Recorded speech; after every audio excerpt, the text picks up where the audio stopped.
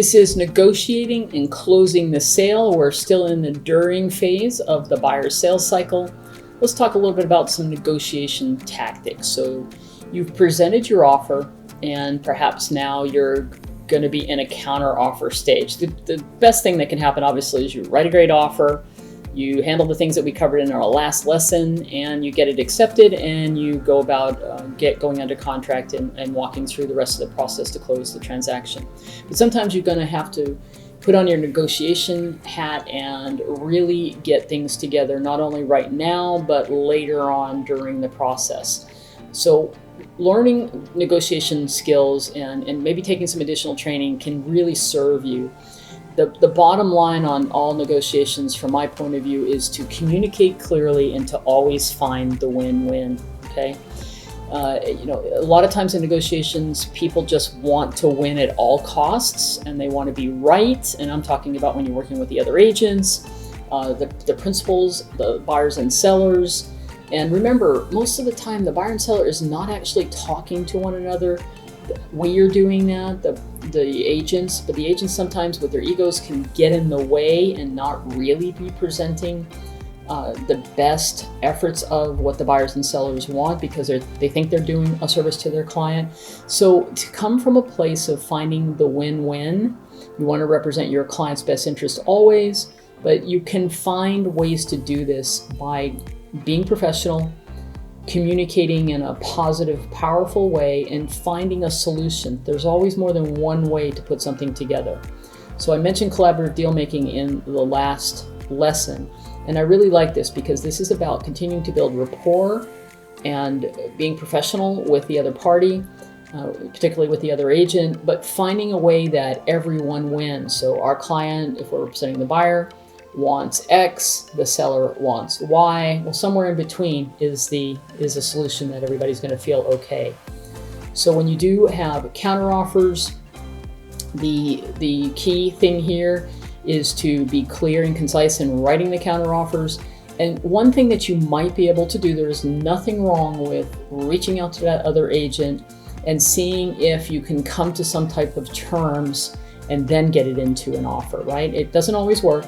You can go back and forth with multiple counter offers, but try that extra step of connecting with the other agent and saying, here's what my buyer wants. Can you see if your seller wants to do that? And then I'll go ahead and write that up in the counter offer.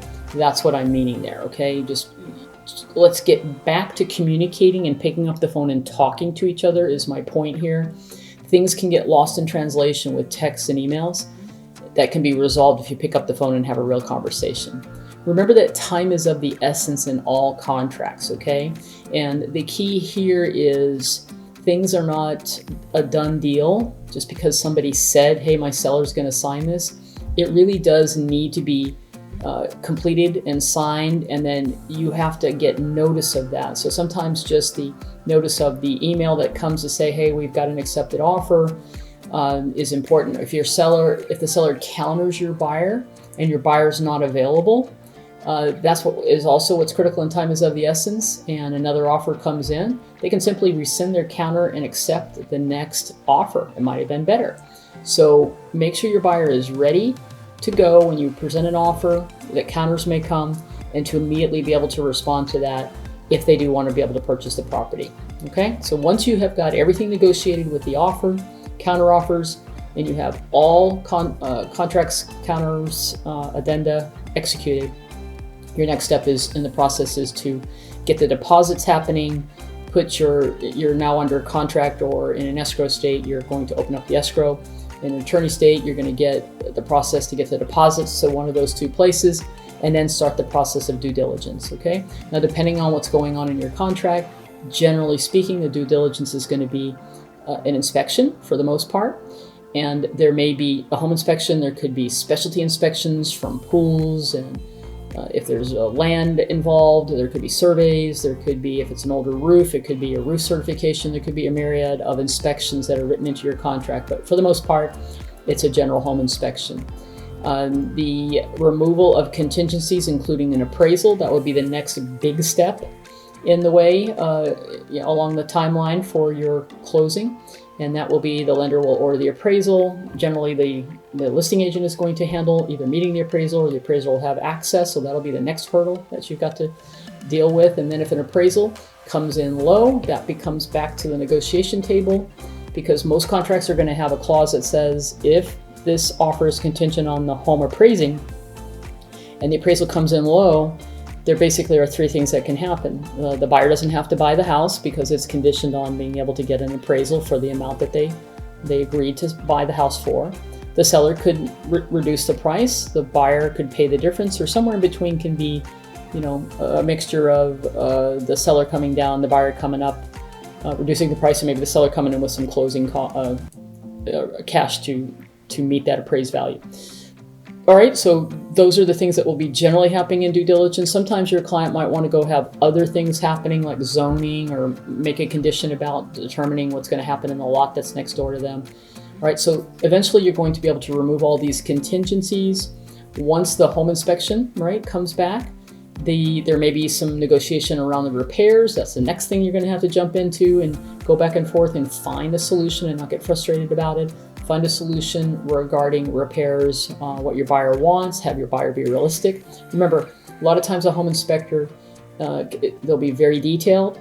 Let's just say they're providing their value in writing up everything that's wrong with the house, and the job that you have and the job of a good inspector is to point out the things that really need to be considered as part of the purchase versus fair wear and tear on a house and maintenance issues, or pointing out how long something might have life, some component of the house life expectancy is, if you will. So that could be the next hurdle for you as well.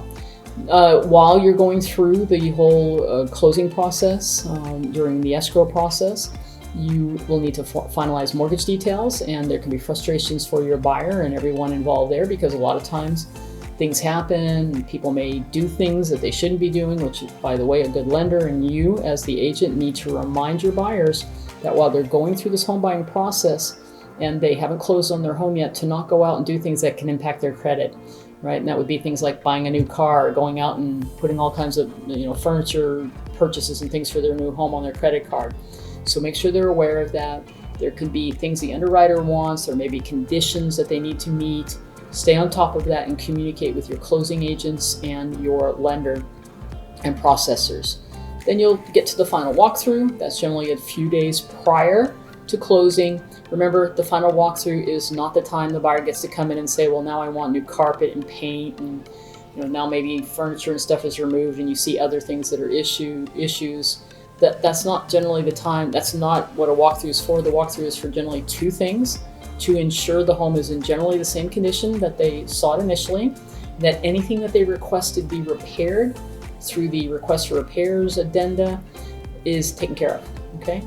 Then you get past that and you're ready for your closing appointment, which I recommend that you accompany, or you at least accompany your client to the closing appointment. At the very least, make sure you review the closing statement before it's issued to the buyer. I don't know how many times I've caught errors on that. It's very hard to fix errors later if something was charged that shouldn't have been charged. So make sure that you review all those documents and get back with your closing coordinator on that. Then you're going to be coordinating prior to this. You should be coordinating with the listing agent to get the keys, and also to remind your client to turn on the utilities in their name and anything else that is required to help them make a smooth transition to be able to get those keys to their house. I want to talk briefly about the during communication, and something that you can do that's just going the extra mile. It takes a little time to set these up, but this is all part of delivering a VIP 5-star customer experience, which could lead to getting a review on the sites that you need them, having repeat and referral business from your client. You're going to do a great job. But a couple extra things to go that extra mile would be to include a couple email templates, and I just call them evergreen templates, whether you're using like a Gmail template or you have these in your CRM. And these are, let me give you a couple ideas here, and it's for during the transaction. So the first one would be, congratulations, we're under contract or we're in escrow. And in this email, just think of the things that you do all the time in a transaction with a buyer. And there's 4 or 5 of them here, and I'll mention a few of them, that you can already write the email once, and then you can customize it as you need to each time that you have a new buyer that hits each of these milestones during a transaction. So we're under escrow, we're under contract, we're in escrow, what's next?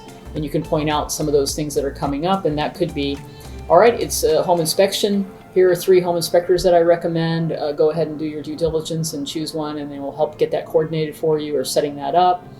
I mentioned this earlier, what not to do once you have loan approval. Get with your lender and create a great letter that says, don't do any of these things. Help them understand that now is not the time to go out and buy a car and do anything that could impact their credit score or their debt to income ratios.